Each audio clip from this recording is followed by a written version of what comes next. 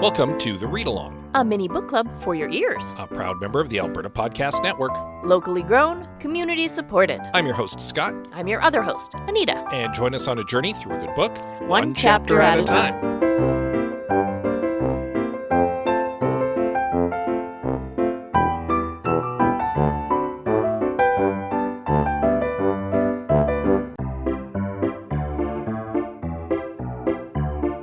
This episode of The Read Along is brought to you by Taproot Edmonton. Want to start your day informed? Check out The Pulse, Taproot's daily news briefing. The Pulse tells you what you need to know about Edmonton every weekday morning. You'll get short, informative updates about what's happening at City Hall, plus coverage of business, tech, food, the arts, and more. You'll also get a little bit of whimsy from features such as A Moment in History and the weekly podcast pick. And it's free. Sign up today at taprootedmonton.ca/pulse. That's taprootedmonton.ca/pulse.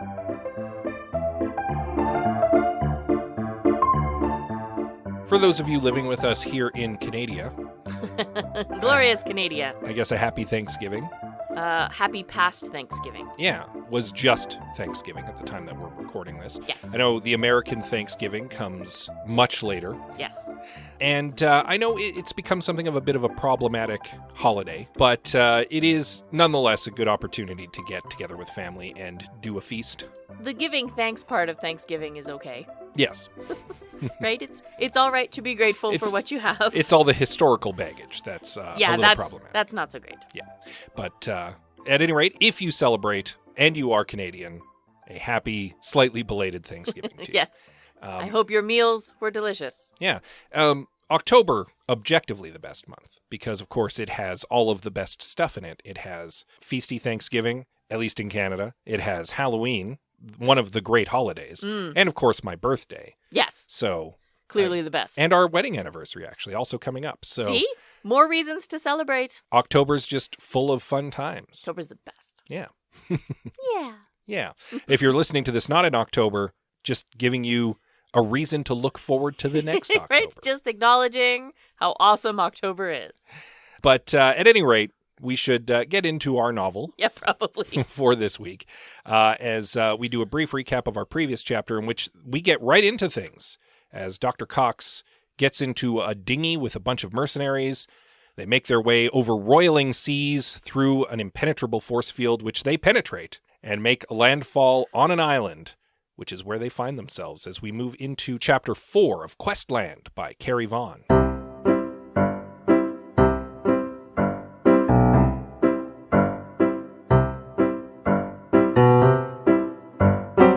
So the team spend a good portion of the start of the day traveling inland.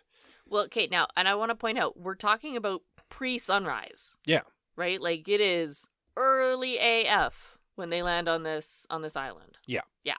And I kind of get the logic behind this. They want to put as much space between themselves and their beach fall Yes. as possible so that if the boat gets discovered, they're not immediately found out. Yes, exactly. You want to make time and get to a safer location to make camp. And they do take a brief stop, have a little rest, have a little food to recharge the batteries. Quote unquote food. Yeah, it's like just a bunch of power bars or something. Yeah, gross tasting power bars apparently. But it's nutrition, and that is the important thing. It's true. Sometimes you just got to eat to keep going, and you're not eating to enjoy it. Yeah. Addie's still not in great shape for most of this. Well, she's not conditioned for this kind of activity. She's No. a tenured professor. Yes. She's used to sitting on her butt and maybe standing in front of a class giving a lecture. Right? Which is something I bet Rucker couldn't do. Yeah. Like, I'm not suggesting that Addie's necessarily, like, dangerously out of shape, but she's not used to this kind of physical exertion. Yes, exactly. Yeah. This is not her training. No. She is a literature And professor. that's not to say she might not be dangerously out of shape. I'm just not making that assumption. No, nor should you. Yeah. But what I'm trying to point out is that Addie is very much out of her element. Yeah, this is the kind of activity a regular person doesn't always engage in. Yes, exactly. But people who are trained, military people or athletes, might. Oh yeah, the whole rest of the team, I'm sure, is just fine. This is what they were trained to do. This is what they do. What they have is someone with them who was not really trained for this. No, and right? they didn't have the time to go through a full rigorous training and get into shape. Yeah, she kind of got a crash course. Yeah. Sort of. Anyway. The others, I mean, for the most part, seem to be at least empathetic to that fact. Certainly, Almonte is always there with like a smile and a pat on the back, like you're doing a good job there, champ. Yeah, you're doing okay. And Torres, to his credit, seems to at least be taking that into account. Like, he's accepted she's part of the team. He's trying to keep a pace that she can keep up with. Realistically, this probably isn't the first time he's done some sort of civilian escort mission. Probably not. Right? So, which is basically what this is. She's an escort mission. She's an escort mission. In a video game, that would be the worst mission. Oh, yeah. Everybody hates them. They're awful. Yeah. The difference is she's not a stupid AI. That's fair. Right? She is a legit person who can think, who's just not as good at this as he is. Yeah. And that leads us to the problem with the thinking. Because she makes some rash decisions in this chapter, which we're kind of leading up to. I don't know that I'd call them rash. But anyway, let's get there. The main kind of impediment that they encounter in this chapter is they make their way through some brush, and they have their little meal, and they continue forward, and then they eventually find a clearing with a tower in it. Yeah. A tower that's made up to look ancient, but is obviously new because it's not even on the map they have. And this poses the first problem for them, because it means that since radio silence was achieved over the island, there have been changes. Yes. And the design team has gone, let's say, off book and made some adjustments or some improvements to the island that were not planned, because the team is working off of plans that they were provided by Harris Lang. And this tower's not on it. And they're very dismayed because it means that they can't rely on their maps at all. If there's one change, anything could have changed. Yeah, exactly. So what they're working with is outdated information. Yes. Right? So it's only going to be so good. And, I mean, this is a pretty radical change, too, because this is a whole building here. Yep. This also gives Addie a moment to reflect on the stuff that she brought on her tablet. Yeah. Okay. So we saw our team, right? Are they... Do they count as Navy SEALs? They're a mercenary team. Well, at least two of them were Navy SEAls. We don't know about Rucker and Wendell's background. That's true. Okay. Anyway, we saw our soldier team get together all of their various soldiering things that they would need. But they're basically entering a real-life D&D adventure. Yeah. So there's only so many weapony, tooly things they can bring that will help. Addie's the bard / brains of the operation, right? So she's brought all of the reference material she could have possibly thought of. Yeah, I mean, Harris Lang basically laid out that they were going into an amusement park that was designed like a big live-action D&D game. Yes, exactly. So she came prepared with tons of mythical stories and legends and books of fantasy fiction and role-playing game manuals. Yes, and like, video games and anything pop culture-y that would have been appropriate to this setting, which is a lot. Because there's no telling what the design team may have incorporated into the island's design. Yes, exactly. And so this way, she's got everything that she could possibly think of. Right? So we walk into this, I picture like a large clearing with like a Rapunzel-esque tower in the middle. Yeah, right? like a wizard's castle or something. Something just tall and narrow, except this one has a door on it, but still. So that's sort of what they encounter out of nowhere. Establishing that something is amiss, Torres kind of orders the team to keep an eye out.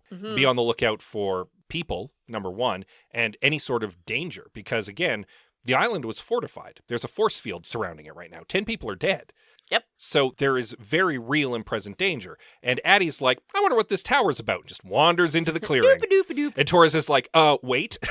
Wait, stop. But it's too late. Upon entering the clearing, she activates the clearing's guardian. Yes. And a majestic sphinx crashes through the foliage and enters the clearing. And immediately the mercenaries are all like, oh my God, reaching for their guns, getting ready for a fight. What is that? And Addie's like, wait, hold on, stop. If this is a sphinx and we're in a fantasy realm, we can parlay.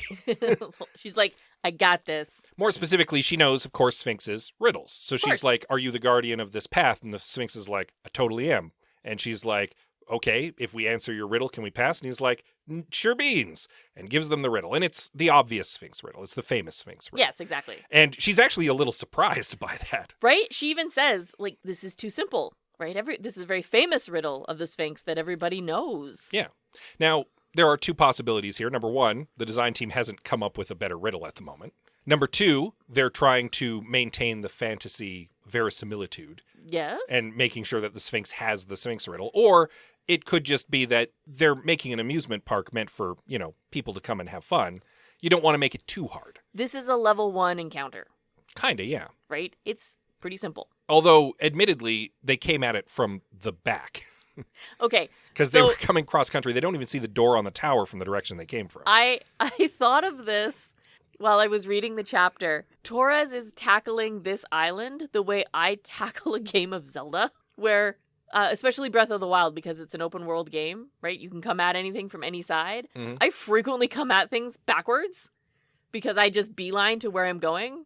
Roads be damned. I am traveling in a straight line no matter what terrain is in my way, right? So I frequently come at stuff from the wrong side because I'm just trying to get from point A to point B. It actually speaks to an interesting difference between the way Addie is approaching this and the mercenaries are approaching this. Oh, yes, this is the note I made. Soldiers are going to soldier, but Addie knows how to play the game. And that is exactly it. Addie's approaching this from the perspective of somebody who's playing a game and is like, this is designed as a game. This is a level. This is an encounter. How is the design team's thought process going into how do we solve this problem? And the mercenaries are just going, we have an objective. We need to go from point A to point B. We need to get there quickly and we need to secure it. Yeah. And she's like, no, I know how to play this game. Let's forego the fighting, let's answer the riddle and get past this safely. Well, and that's why I come back to our original point of Addie doing something rash. From the mercenaries' perspective, what she did here was incredibly rash. She blundered into a clearing,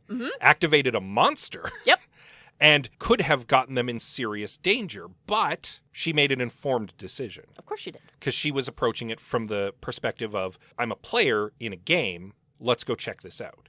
And the mercenaries are approaching it from, we are military personnel fighting Lord knows what.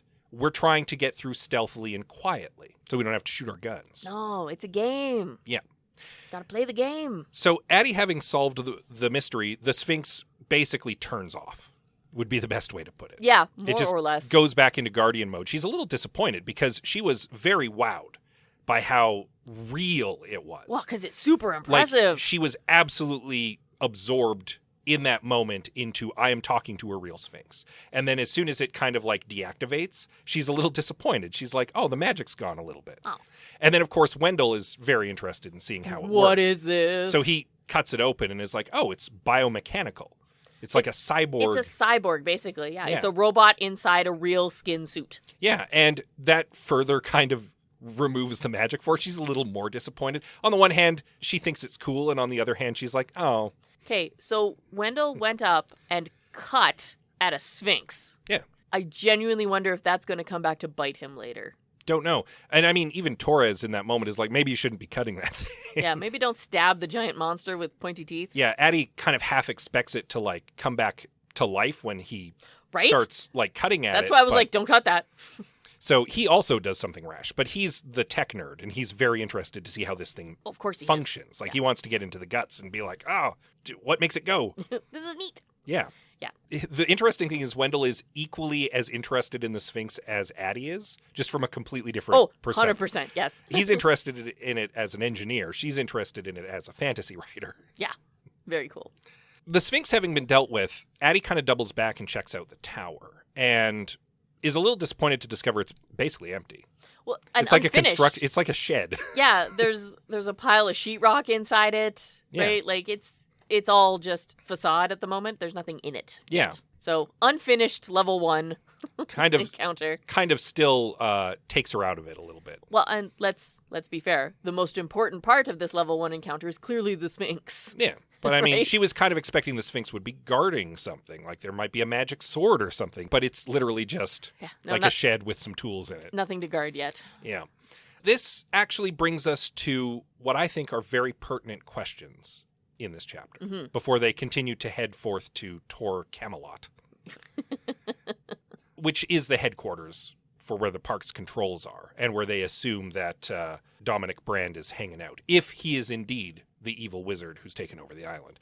But yes, a couple interesting questions are brought up by this tower. Number 1, they find a statue in the tower. Yep. Or on the tower. It's been... Oh, above the door, I believe. Yeah, it's kind of part of the facade. And it is a statue of Harris Lang, the eccentric billionaire. Yep. Made up to look like, maybe a king or something. Some sort of sovereign, maybe a wizard of some kind. Yeah, something like that. Yeah, it's definitely, though, like, reverential in a way.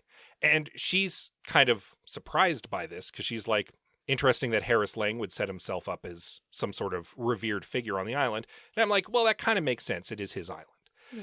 But the interesting question is, if this tower wasn't part of the original design plan, was built after radio silence, why would the design team have added that? I don't know. You'd think that they'd have added their new master or not anybody at all. Right? Number two, if this tower was built after the fact by this rogue design team, why did they make it part of the game? I don't know that either. Those are my two interesting questions. Right? Why is Harris Lang still apparently being venerated somehow? And why was this designed as part of the game if they've gone AWOL and are doing their own thing now? Because the initial, I suppose, thought would be that Dominic Brand found this fantasy world to his liking and is trying to take it over for himself. So why is he still making it a game? Why is the design team still making it a game? Why wouldn't the Sphinx be weaponized? It might be if you get the riddle wrong. I mean, there's potentially danger if you get the riddle wrong, but you got the riddle right, which means the Sphinx is still playing by the game. Yeah, because it's all a game. That's what they want it to be, is a game. But if you're taking over your own fantasy land, you're probably not keeping it a game that can be played. Why not? Because then you can get beaten. Yeah, but isn't that part of the fun? Not if you're trying to be an evil wizard. Just saying. Depends. I'm just saying that these are both interesting questions. That part I can't totally answer. And therein lies the mystery. That's why those jumped out at me, because they're questions that don't have answers right now. I can come up with an answer. It's wildly speculative and Sure. probably very wrong. Okay, so when I got to the end of this chapter, I came up with 2 further possibilities for what's actually going on here. And your questions just now have prompted me with a third. Okay. I also have one. Okay. Let's see if your third one is, or one of your 3 is the same Okay. as mine. So, here are my possibilities. Everyone has lost control of the island. The island is doing its own thing. The island is doing its own thing, and the commandos are going to have to end up rescuing the dev team. Possible. Not my theory. No. But possible. That one seems a little iffy, but maybe, right? Because we don't actually know. You created fantasy creatures so realistic that they've taken over. Yeah.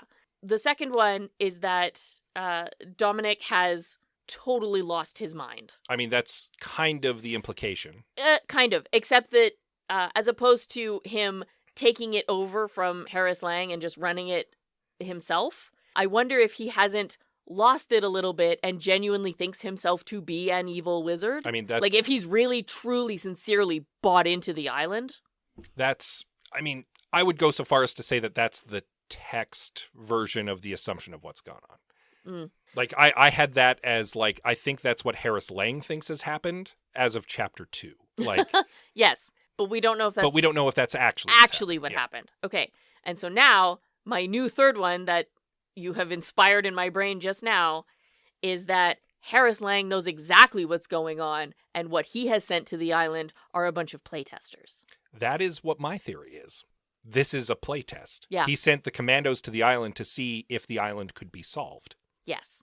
But he can't send them in, quote unquote, willingly, right? He wants an actual fantasy party to go and combat the island. Kind of, yeah. But he wants them to go in blind. Yeah. Like completely and utterly blind, so that he can truly test how effective his island is. Yeah. That's the theory that I had come up with. Could be wildly off base. Could be wildly off base. But possible. At this point, we're only 4 chapters in. And I mean, yeah, 10 people are dead, but... Yeah, but they weren't playtesters. Those were Coast Guard. And also, he's an eccentric and very rich billionaire who can make that problem go away. So, or 10 people aren't really dead. That's the story that he gave them. Oh. Doesn't mean it actually happened. That's very true. And you could we probably... only have his word for it, don't we? One would presume that the Coast Guard would be able to back that up. But I mean, if the Coast Guard's given a bunch of money, they might be willing to just say, yeah, okay, yeah, we lost a Coast Guard cutter, whatever. Or again, like Addie's going to phone up the Coast Guard? Yeah. I mean, the mercenaries might have checked with the Coast Guard. Maybe. But again, that's a cover story that a very rich person could probably get someone to corroborate. Again, this is very speculative. Super irresponsible speculation. Yeah. I do have a question for you, though. Sure. Because this was something that wasn't immediately clear to me. Why is this chapter called Dump Stat? Well, one could make the argument that perhaps wisdom is the dump stat for one Dr. Addie Cox. She's very smart. She's charming. She's kind of capable. I mean, she's mostly keeping up with the group, but she's lacking in a certain amount of common sense. Like maybe don't just randomly approach the tower. Well, and we'd previously also argued that her wisdom was failing her in the talk with Harris Lang, where her intellectual curiosity overrode her better instincts telling her this is a terrible idea. You should not go on this She mission. failed her wisdom save. And now, again, she just immediately is like, oh, a weird clearing with an unknown tower in it. Doop-de-doo. And the mercenaries are like, And then she triggers the Sphinx out. Yeah, okay. But she's smart enough to solve the riddle. Yes. Because intelligence isn't her dump stat. No. Wisdom is her dump stat. Wisdom is her dump stat. She also fails to notice the mud that she slips in. Oh, that's right. There you go. Yeah, okay. If she's a D&D character, her wisdom is low. Is that a bard thing?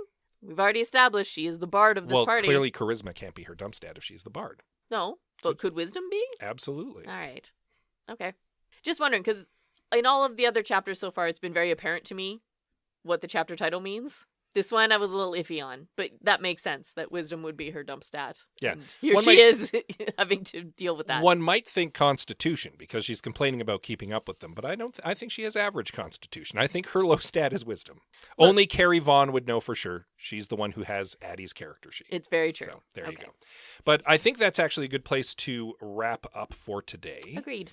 We've kind of hit all the main points. So you'll want to read up on Chapter 5 in time for next week. Maybe some more mysteries will be presented to us.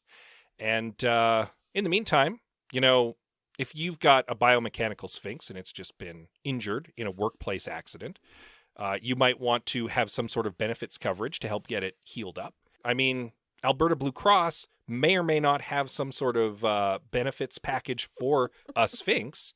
You'd have to check it out for yourself, and Nita's going to tell you a little bit more about that now. This episode of The Read Along is brought to you by Alberta Blue Cross. Even if you're a busy business owner with more meetings than hours in a day, you are calm and collected when your group benefit plan is taken care of by Alberta Blue Cross. Your employees can manage their own health, dental, life, and disability coverage online, anytime, on any device, making it easier for them and for you. To learn more and explore your options, head to ab.bluecross.ca. Or Wendell could just leave the Sphinx alone. That also works. think that would be better. At any rate, you can check out more about Alberta Blue Cross and all of the other podcast sponsors right now at albertapodcastnetwork.com. That's also where all of the other member podcasts are listed. Yes. Definitely something there worth your time. You can download most of those podcasts right now on your podcatcher of choice. That's probably where you're catching our pod. Probably. You can give us a little rating and review. Oh, we would like that. Yes, we would very much. We would be thankful. We would express that thanks, perhaps, over social media. Absolutely. You can find us on Twitter, Instagram, Facebook, and Goodreads. We are at The Read Along on most of those. Yeah, you can also email us. Yes, we are thereadalong@gmail.com. And with that said, as always, we love you very much, and we'll see you next time. I bet they're playtesters.